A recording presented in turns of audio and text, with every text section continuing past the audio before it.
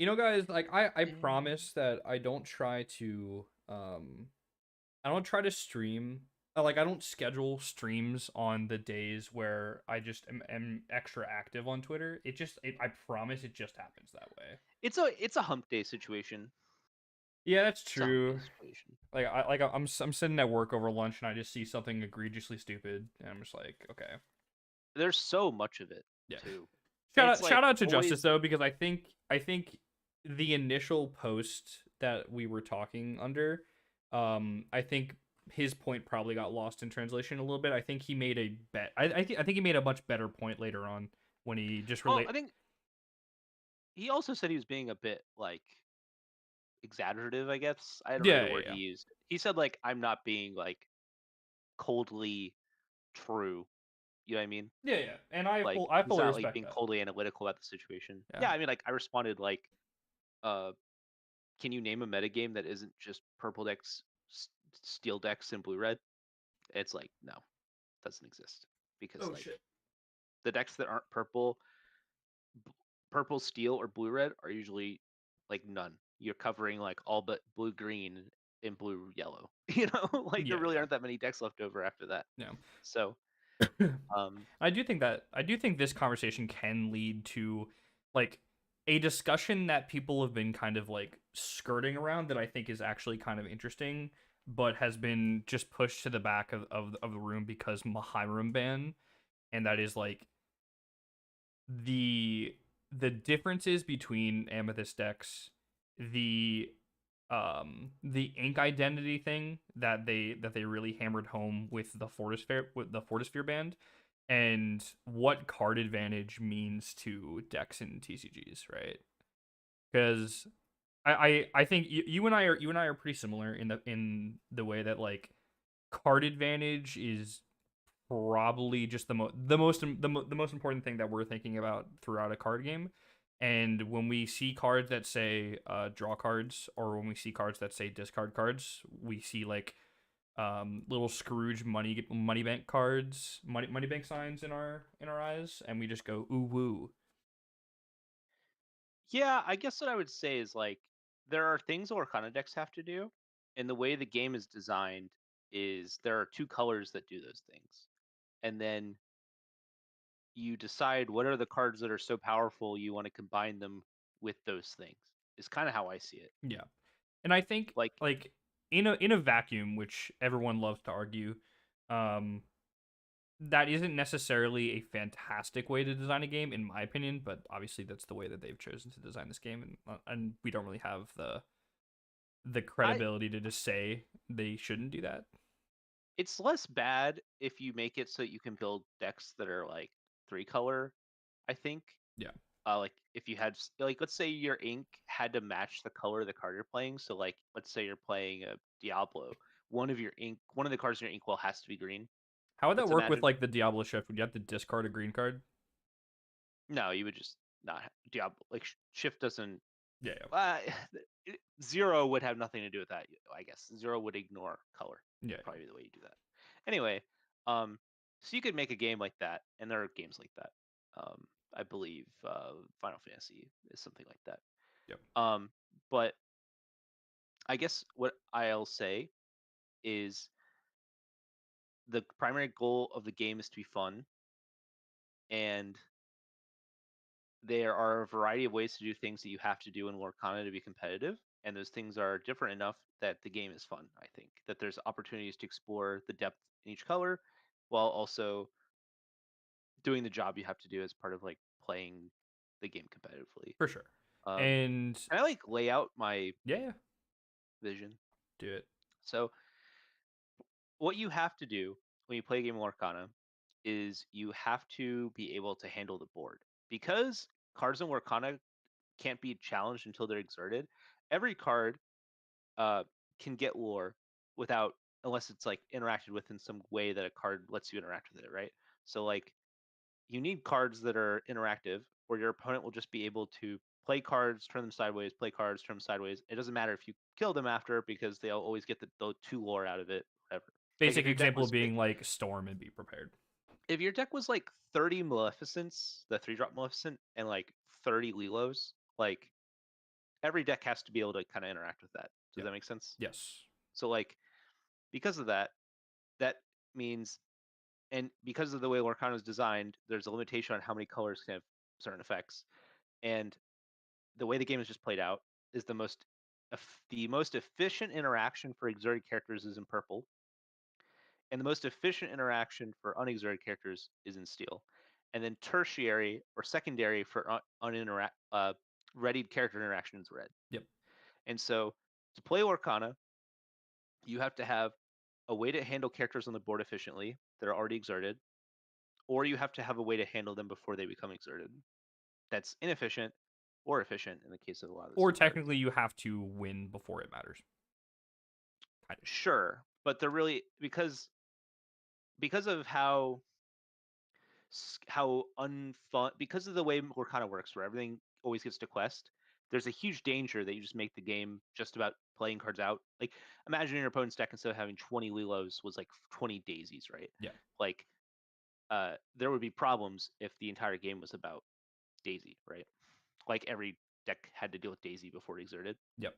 And so there's like limits that aggro could be really good in this game, and so they've just put a ton of limits on how good aggro can be, and so that means the entire game has generally been about being a deck that plays removal, and then like you have the Diggy decks which balance removal and aggro, and then you have the uh, Ruby Amethyst decks that balance uh, gaining lore kind of and drawing cards and removal, and then you have Blue Red, which is about losing the early game but having a lot more powerful removal in the late game.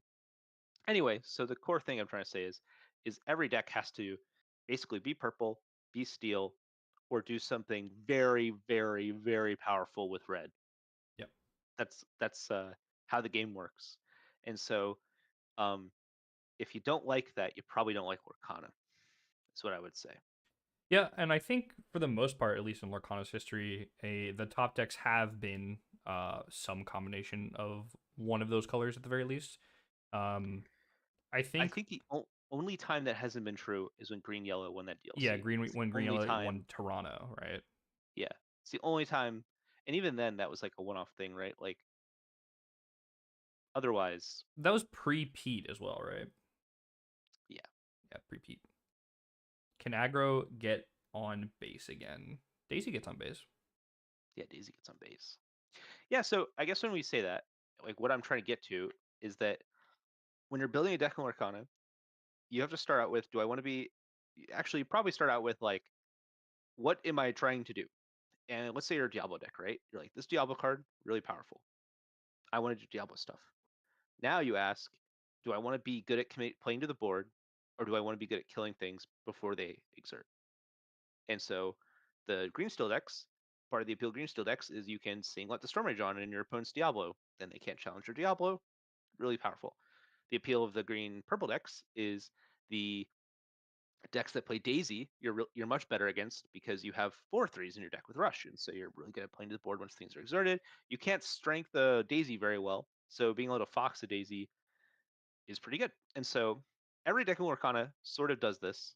The only deck that doesn't do this is blue red, and it's because the ramp is so good. The ramp is so good that It's it essentially card overcomes. draw, right?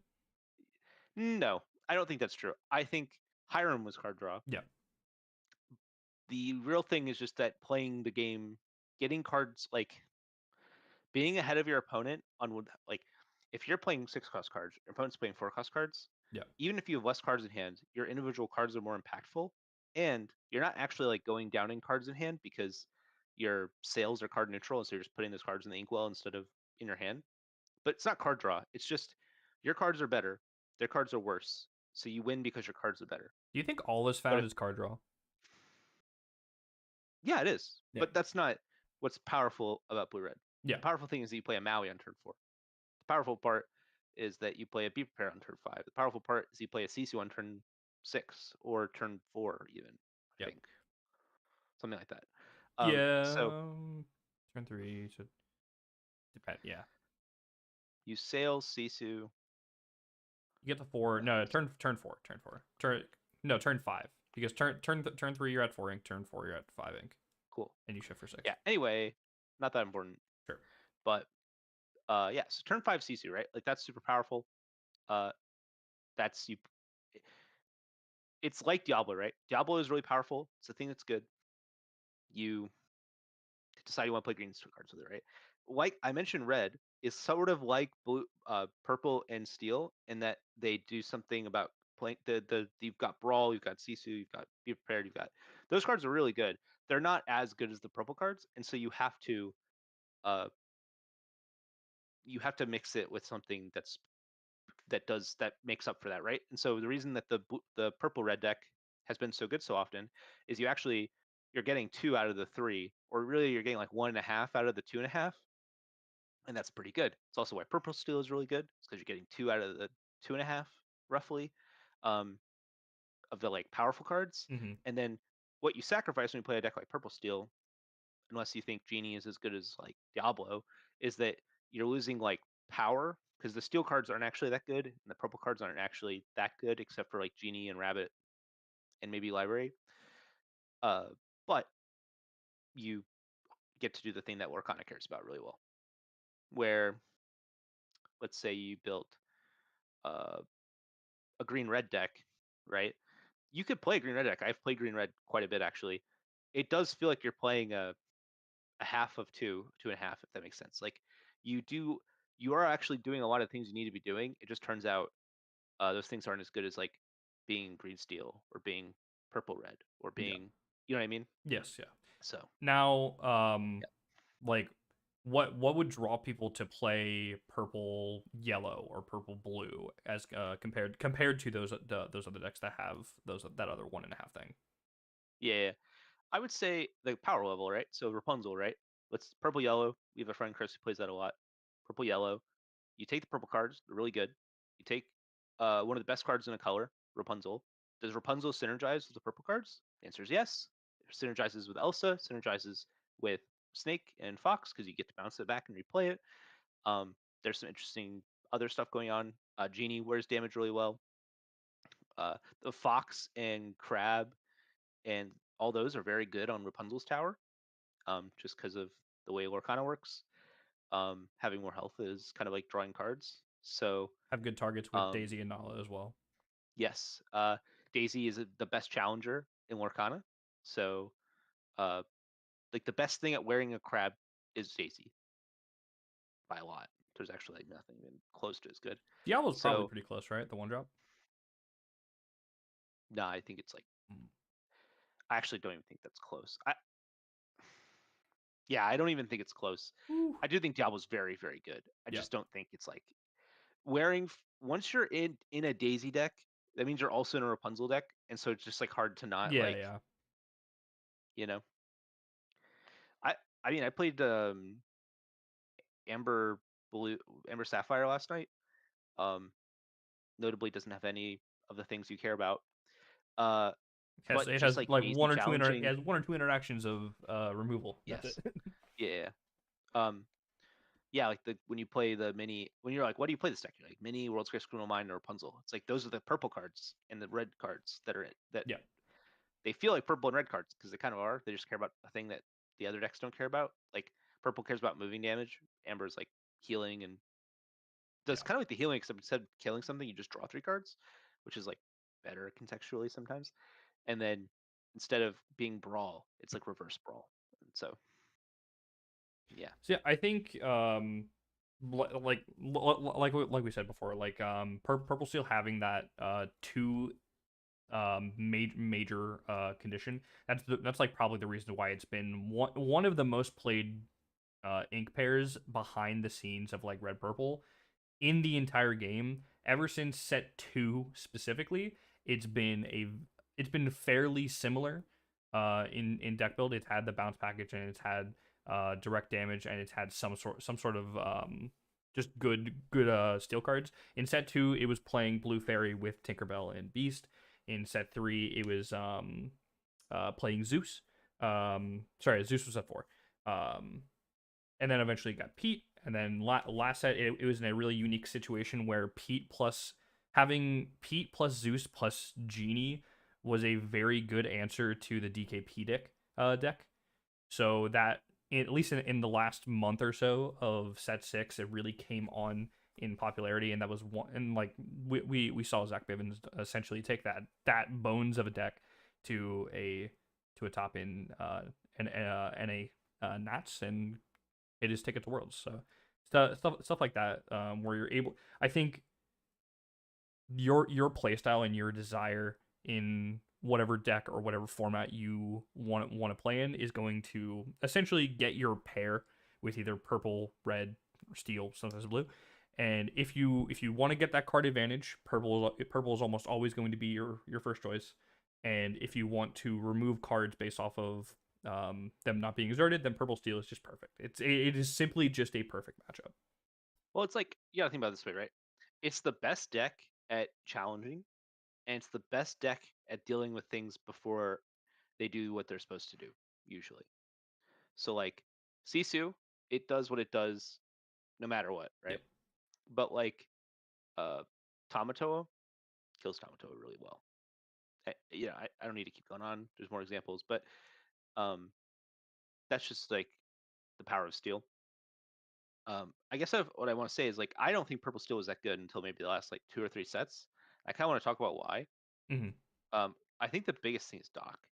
Yep. So like if you look at purple, it's not very explosive. It's just consistent, very consistent. Some of the cards are very high powered, but they're not swingy. And if you look at the steel cards, it's the same way, right? They trade. They Whole New World does some crazy stuff, but it doesn't really do well in purple steel because you're so busy trying to like grind out advantage. And then there really isn't any other card except for Dock that allows you to like high roll and steal games that you aren't supposed to take. And the purple cards are so good with Dock that it like dramatically it like multiplies the power of the card really because it's sort of like when you have a muses in play. Like once you get a dock in play, you just kind of draw songs until the game Yep. ends. Yep. Yep. And in purple, you just draw bounces until you run out of things to do. So uh, I think Doc gave every deck has cards that are unfair, and Doc is just the most unfair steel card, probably after Whole New World, I guess. Um, I'd say strength is probably up there. that card is super fair though; it's just overpowered. I mean, like a 2 drop that says draw 2 cards, Yeah. even if you have no cards in hand, is still very good. Yes. Like if if like the effect on Doc is just not fair because it isn't like there's no cost, you know?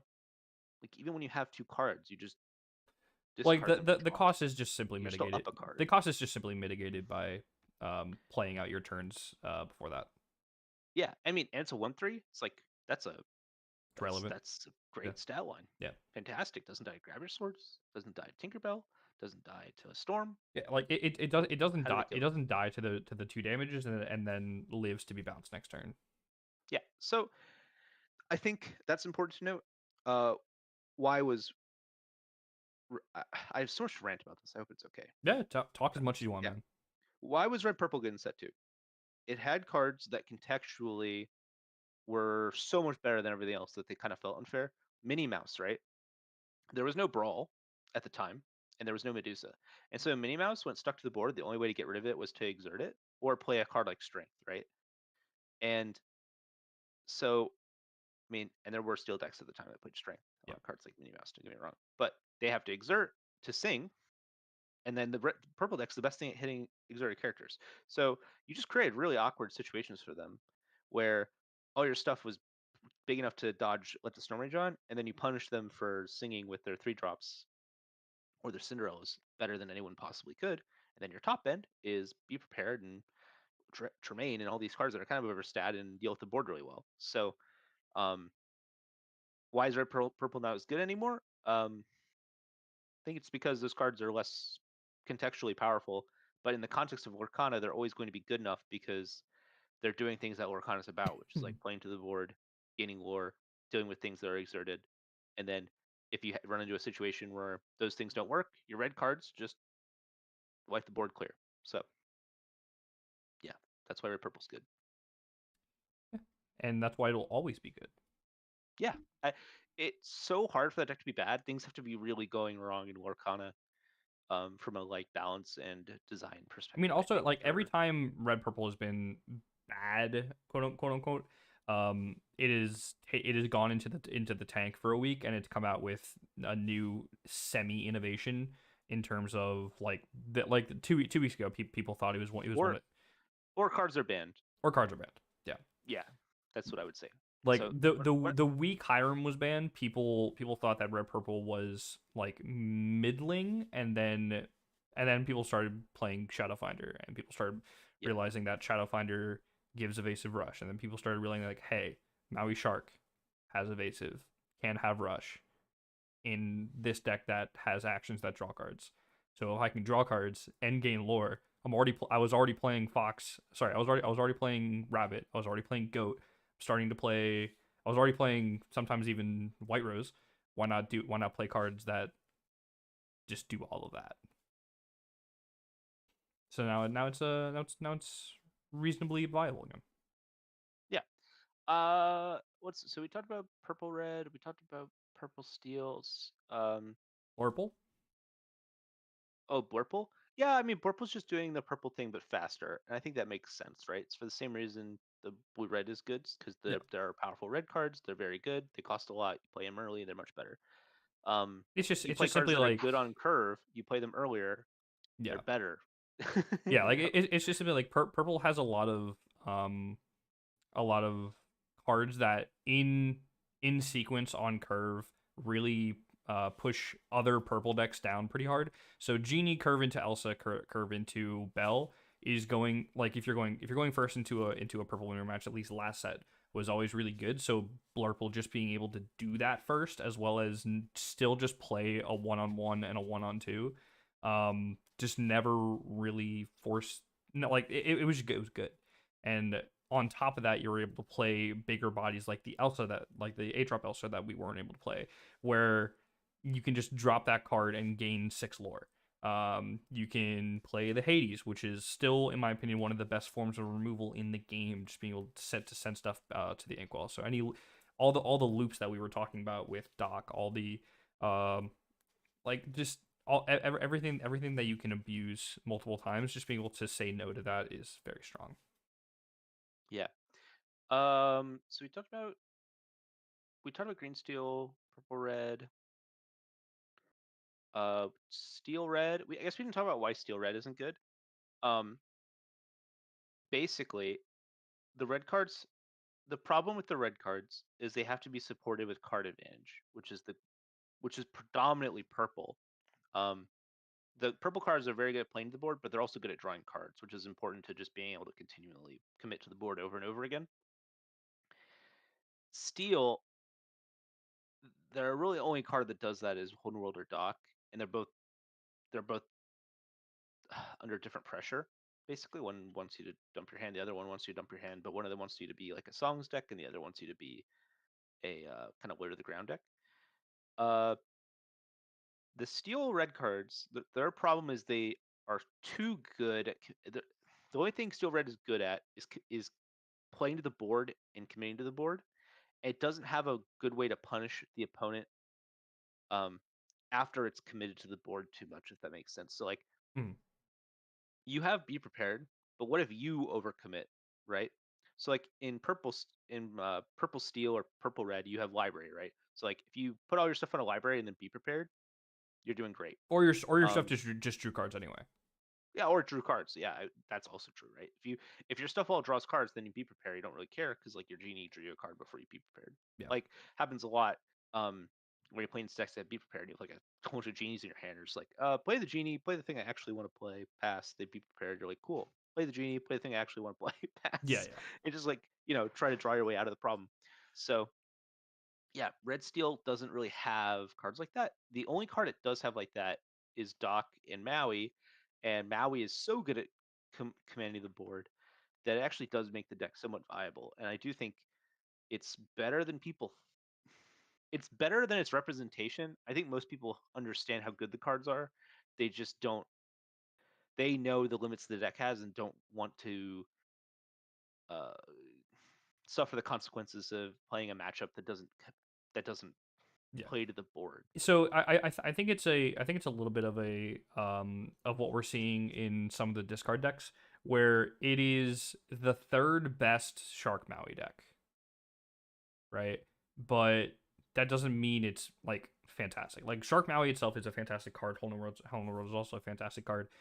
Just like Prince John and Sun Chill are both fantastic cards, but at some point there's going to be a lot of tech for those cards specifically, and in this case, there's a lot of tech against Shark Maui. And the two decks that use Shark Maui above Red Steel, they have alternate strategies to continue going if their Shark Maui is killed immediately versus Ruby Steel, which I don't think like if you answer their Shark Maui immediately, I feel like they're kind of just sitting there dead in the water. They don't have any other avenues to card draw. They don't have any other avenues to really remove unexerted things besides wiping their own board too, and that just doesn't feel good. All right. Um, I think that's everything in terms of like why the colors are good. Yeah.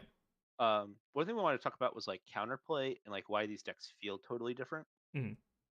So, um, it's kind of simple, I guess, to understand, but if you think about it, you're picking each one of these decks because they have different cards that appeal to you, and you want to play those cards. So you're probably playing them like on curve, like it's probably a 3-drop you want to play, right? It's very rare that the card you want to play is a 7-drop.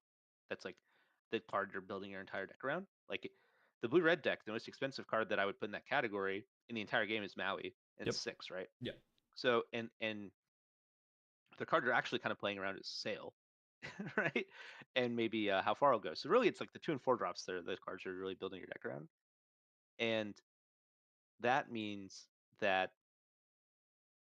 the early game is going to be dramatically impacted by which tech cards you're playing. So if you're like a Kit Cloud Kicker deck and you're like a purple green Kit Cloud Kicker deck, your opponent's going to have to play around the Kit Cloud Kicker, and you're going to have to like decide whether or not the Kit Cloud Kicker is the card you're playing, or some powerful purple card like Crab, or some powerful purple card like Fox. And so the game is going to actually be about those decisions, and that's like what's fun is your opponent having to play around Kit Cloud Kicker and Crab and Fox, and the interplay that comes from that. Do you have anything to say about that? Maybe Um, No, I think that there isn't much else to say. I think the whole point, the whole draw to trading card games, in my opinion, is that 1v1 aspect of trying to predict what your opponent has, predict what your opponent's going to do, and counter like you use what you have available to you as well as your prediction of the following few turns and the following few cards on the top of the deck to to levy that information and either bait your opponent into doing something that you want to do and then punishing them in some specific way or not. Like if we just want to sit there, play our favorite combo over and over and over again without your opponent like doing anything, and you want to find and you find fun in that, that's totally fine. But like go play solitaire, go play like anything else, like any single player game ever, play an RPG, bro, do that. But I think one of the biggest I just think the biggest part of a TCG, what makes it fun, is me sitting across from my opponent and creating a strategy on the spot to beat them. It's like it's similar to chess, but we just have a little bit more RNG. yeah. I mean, when I in set 3, I it felt the most like this. There were a lot of purple decks and a lot of green decks and a lot of steel decks, and most of the decks in that format were those colors. And every game, it felt like we were all trying to do certain openings, and we were mulliganing and inking to play those like first 3 turns correctly, and then the game would kind of like open up from there, similar to chess. Yeah. And so I think that's just like what Lorcan is about, to be honest. And so I wouldn't really change that. I No, think yeah, I that agree. was great. Like I liked that. the amount of time that I've thought about what purple one drop is correct to keep in my opening hand on the play versus on the draw in specific matchups, I can think about that exact scenario for years, and I would still Yeah, not. I still would barely scratch the surface on the correct answer, probably. when I brought this up, there was a moment I was thinking of, which is in set 3. I was playing Skyrim George, who's on the Forbidden Mountain at the time, and we're in top 8. We're playing for Stitch promo, and I am sitting there on turn 1 just tanking, Yep. and he's like, Oh no, it's turn three. I'm sorry. So I turn one played a Merfolk. Turn two I played a Flynn, and then turn three I could play a Prince John or I could play an Ursula, and I was tanking on which one was better. And the reason it mattered is he had a Rafiki in play, and I knew he had two Pinocchios in his deck, and I was considering whether or not he had the Pinocchio, and I was thinking like really hard about it. And he was like, "You've been here 1,000 times. Like, what are you thinking about?"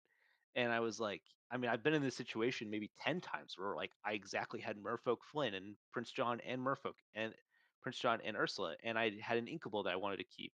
Maybe it was like a Friar Tuck or something. And Yeah. so I kind of have to ink the Ursula if I like want to be able to play this Prince John, and then I have to ink the song I want to play if I play as Ursula. So it's like a tough spot, like so it's just a I think that's how the the game is. That those are the fun yeah, times. That's what I like. like I think my closest example, green purple as well. At my Nats LCQ, I think this is round 2 or 3. I'm playing against Diggy Hole. This is game 2, I think. And he's on the play. He opened Cinderella. I opened nothing. I opened Diablo. He doesn't have Storm. No, sorry. I am on the play because the whole situation is around his turn to play, because I have a Diablo in play, and I can either snake the Diablo and force him to sing a Storm, or if I do that play and his turn 2 is one drop strength, I lose. So I'm tanking a little bit because I have a lot of uninkables in hand, so I have to either ink the snake or ink the Ursula. And if I ink the snake, play the Ursula, and I rip a strength, and he has the 2 1 drops, cool. If I play the Ursula and he has just a storm, or he doesn't have any songs, not fantastic. If I play the snake, he does the 2 1 drops into strength play, which objectively he's gonna have less than just storm. I lose, but I play the Ursula. I rip the strength. I see he has 2 1 drops, and from there he has to ink his aerial because he had 2 daisies and no other inkables. So that decision specifically led me down the road that eventually wins the game.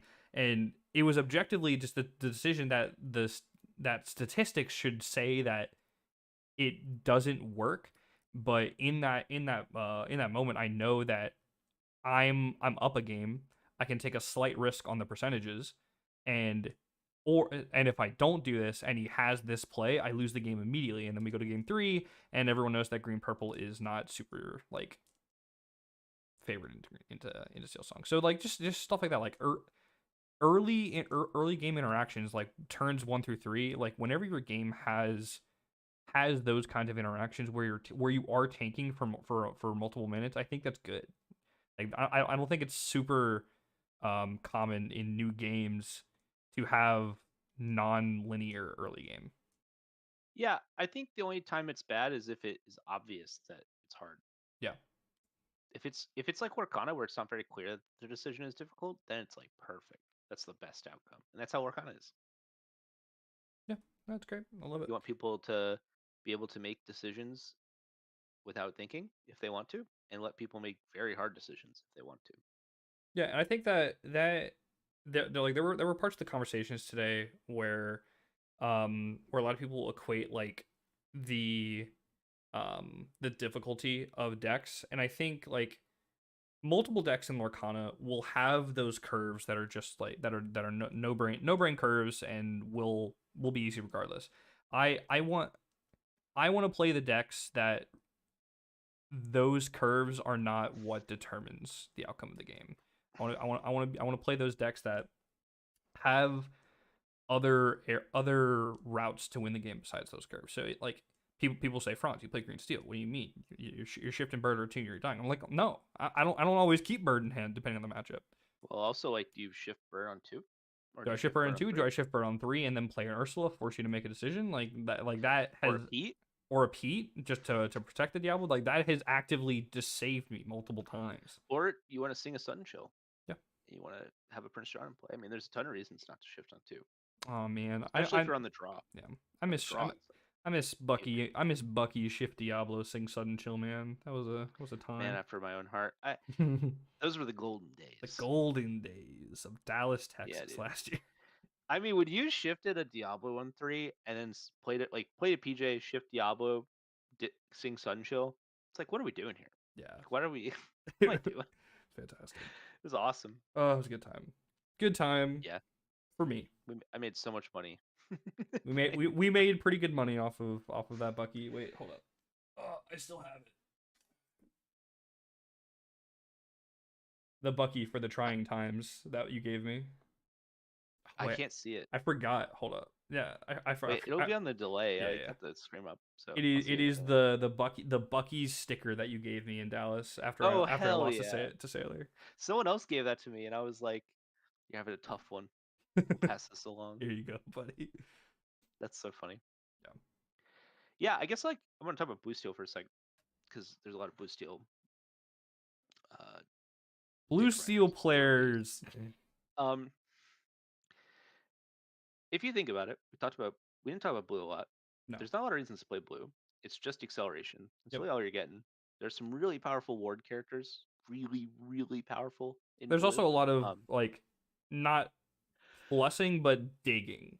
You can dig in blue like yeah. a crazy There's person. also like the item stuff. The item stuff's super powerful. Yeah. But there's like playing Orcana. You know, there's not a lot of reasons to be blue. Uh, and the thing that blue steel players I don't think understand is that you should not have Hiram. Like it's not a blue card. You know, it just isn't what blue cards should be doing. Like it's fine to play the one drop that sacks an item draw card. That's fine. The problem with Hiram is it's two cards. If it was one card, it'd be fine. If it was two cards once, it would be fine. But the fact it's repeatable and he has 6 health, which is just insane, is it's just not. It's like a color pie break. It does not align with the identity of the rest of the color in this game. There is not some like plethora of blue cards that say draw on them, right? Like blue is the ramp color. You pair it with a color that draws cards, and then like Maui. Maui just says draw cards. Cool. You pair it with uh Tamatoa. Tamatoa. That card does it. That's a blue card, but it says has an item synergy, and so you kind of get to break a little bit, right? Like Popsicle is a kind of crazy card. It isn't really card draw either, and so that's why it's fine. But then when you get Tamatoa, you are like doing a little bit of card draw, but it's really, really, really niche, right? Like you really have to be doing a very singular thing, which is fine. Hiram's not like that. Hiram is so powerful that he just kind of breaks all of Yeah. that. And so you should never have had Hiram. Like, and if you need Hiram to play Blue Steel, you did not deserve Blue Steel. That's just my real genuine take. You didn't deserve Like, it. like there were the Kiwi decks in set 6. Those decks were awesome. The minute that they spoiled like any of the recent blue cards and steel cards, like Bagheera, um, Lady Cluck. Elite Cluck, those cards are telling you what Blue Steel is about. And if you notice, those cards have nothing to do with Whole New World and Tinkerbell, right? Like that's not what this color identity is about. Dude, And so I was playing early blue set 7 Kiwi like a crazy person. I was out here with the Duke Weaseltons, the one yeah, drop yeah, you're the Mulan. nut. But that's what the color combination is supposed to be about. And so if you like are distraught over this, it'd be like me being distraught over Diablo being banned. Like I love Diablo. I love Diablo. I love Diablo. I play so much Diablo. But like I would not be upset if they banned Diablo because I get it. Like it's doing things I probably shouldn't be allowed to do. Should I be allowed to sing with the Storm Rage on turn 2 and draw a card? Probably not. Nah, probably not. Let's be real here. Like that's probably not what I'm supposed to be allowed to do. I'll do it while I'm allowed, and I won't do it while I'm allowed. I, these blue steel players, like I played against Zach Bivens at the SSG. Great guy, and we play, and I like play a popsicle in turn 1. He was like shocked because he thought I was an Amber Steel player, which I also play a lot of Amber Steel. Um, there are people who think of me as a Green Steel player. There's people who think of me as an Amber Steel player. There's people who think of me as a Blue Steel player. Like that's just how it is. And I just don't get the Blue Steel players wanting to play one version of Blue Steel. Harlan, got no beef with Harlan. Like Harlan gets it, I think. Harlan is like the pure Blue Steel player. Does Harlan get on But like base? Harlan gets on Harlan gets on every base. Harlan is. What's the quote they say about Billy Bean? He's like, I've been a what are they called? The people who I've been a scout for 10 years and I've never seen a three skilled player before. Like Harlan is Oh, that. Like it Harlan was is. like a 5 skill player, right? Yeah, 1 second. It's like a You five talk for a second prong while I player or Google this. whatever it's like. Yeah, we talk about um we talk about Moneyball every day, multiple times a day, and it's fantastic.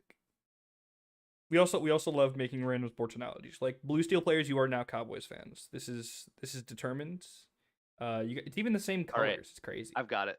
I'll try to adjust it as I'm going. Very impressive performance today. In my job as a national cross checker for the New York Mets, I've seen the top 200 players in the United States. It's been a while since I've seen a five tools guy, the Five complete tools package. guy. Yeah. You've got throwing ability, fielding skills. Ed told me you had power, but I had no idea it was of the light tower variety. I hope you're interested in professional baseball as we are in acquiring you in the upcoming draft. All right, that's like the quote from Moneyball. That's how I feel about Harlan. He's a five skill player. He's Five skill got player. deck building. He's got Kiwi. He's got whole new world. He's got social media He's presence. got deck He's got building. memes. Wait, okay, was He's it got everything, dude. deck He's like building, deck naming, social media presence, exactly. Harlan's tops, a five tools guy. I, and there's probably one more, but whatever. and I like Justin, for example. Justin's a very high level player. He's played other Morales. decks in tournaments. Yeah, probably. Yeah, I don't know. the one who played Green Steel this weekend. Yeah, like yeah, I got no problem with that Love Justin guy. Morales. I just think you gotta accept that you should have never had Hiram, and some people do. Rippons does it all the time. He's like, oh, we should have never had Hiram. That's great. I love that. Uh, but like, I feel like they don't understand why. Why? Like the reason you couldn't hire him is because he made your ramp broken, like broken, and so that's why you Remember can't when have Blue dual Steel Blue had Steel Whole New World, Fishbone Quill, and Hiram? It's great. and Bell. And Bell. That was my first Lorcana deck. My first Lorcana deck: four Tinkerbell, four Bell, four Fishbone Quill, four Whole New World, four Beast. Hades. I had four Hades twos. Yeah, four Hades. What a time. What a time. What Yeah, a deck. that deck horrible. My opponent played a Lilo against me. Game over. Lost. But like, Gone. you know, You weren't playing Captain Hook? it did not matter. They played Simba on two. It's fine. Just trade with They went Simba. Easy, Lilo, easy. Simba, Ariel, game over. Yeah. I remember I always remember back in set 1 when I was playing red purple, and they would, and we would always go like play 1 drop, play a 2 drop, play Rafiki to kill their Simba, kill their Lilo, but then they get Rapunzel value off of whatever I killed their Lilo with. Rafiki. They broke Lorcana when they printed Fox, man. Yeah. It Rafiki should have been one of the best cards in Lorcana for like a year. I still think that Zeus set 1 Zeus could have been good. It could have been so good, but then Fox was just so Which much one's better. that? It is a 4 cost, uninkable, 0/4, 2 lore with Rush and Challenger 4.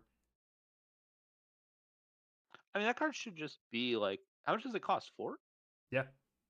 That card should just be a 3/4. Just Yeah. make it a 3/4. It Just like was reverse Fox stats cost 4. I played so much of that in set 1 because my first deck was green purple with Pascal and Flynn and 6 cost John Silver because that card was overstated. Yeah, it was. Card was overstated. Five. What is it? 5/5? 5/5 2 Quest for lore 2. Yeah. on place and on quest give reckless to a No thing. Zeus bolts. There's no way to No kill Zeus that thing. bolts. There's no fox. There's no crab. No, There's no that Zeus that bolt. There's that no that thing Drang. is giving reckless twice. Yeah, I think he's Giving reckless yeah, twice. yeah. They're That like was sending their Hiram before Tinkerbell into Hiram, it. except reckless doesn't equal draw I two guess cards. shift Tinkerbell does kill it. Yes. It's kind of real. Yeah. It's kind of real. Yeah, Okay. yeah. Tinkerbell was so good in set 1. Tinkerbell has been good for a while. She hasn't been good in ages. What are you talking? She's fine. I think she's a necessity right now. Not a necessity. Sorry. When was the last time I thought Tinkerbell was good? Probably set 1. Set 1. That's crazy. I don't. Well, she wasn't good in set 2. Facts. Yeah. She wasn't good in set 3. Facts. I think she's pretty good in set 3. Where? People, not in the green steel mirror. Um, That's for that is yeah, for sure. 100%. That was outrageous when people were playing Tinkerbell on their green steel decks. It was outrageous. But no, I mean it wasn't even an Amber Steel card at that point. I think it's been a card in my opinion that has always had a place, not at least in morph builds, in morph green steel builds, because it helped against aggro. There were curves where you just listen. We can't open Ursula Storm every game. We can't do it. I'm sorry. I can. I We can. And when can't I do don't it. have it, I have Merfolk whatever. I got the discard start, so it doesn't matter. Like you're never gonna get to 6. You're never gonna get to That's why I 6. said I have morph, my Ursula. morph, baby, morph. No, I'm just saying I have Ursula. Like I go turn 2 Ursula, take your song. Turn 3 Ursula, double discard. You're never gonna get to 6 ink. You're dead. GG's. No, Game I'm talking. over. I'm saying it's like aggro decks, man. We need a way to threaten. The only reason I didn't get O2'd by Christie last week was because of Tinkerbell. What aggro decks in set 3 existed that weren't green steel? Not necessarily. Whoa, relax, relax. It doesn't have to be just there All right, were set 4. We'll get to set 4. Was he good in set 4? people were still playing Amethyst Oh, Amber. people, Hey man, people were. hey man. Hey, playing All I know Tinkerbell in your Diablo deck. Get out of here. In Vegas, Tinkerbell did pretty good into Steel Slime. Just saying, just saying. In what deck? Purple Steel? Yeah, my bibbity Is that when bobbity boo Tinkerbell got deck, printed? Is baby. that when they printed the 3-drop Tinkerbell? Um, That card's good. yes, I agree. That's not. They played that in set 5, I think. Yeah, I will say this. I think I've been Tinkerbell by the Purple Steel Tinkerbell deck, and that is maybe the best the card's ever been. And it's like a Listen, one and a half.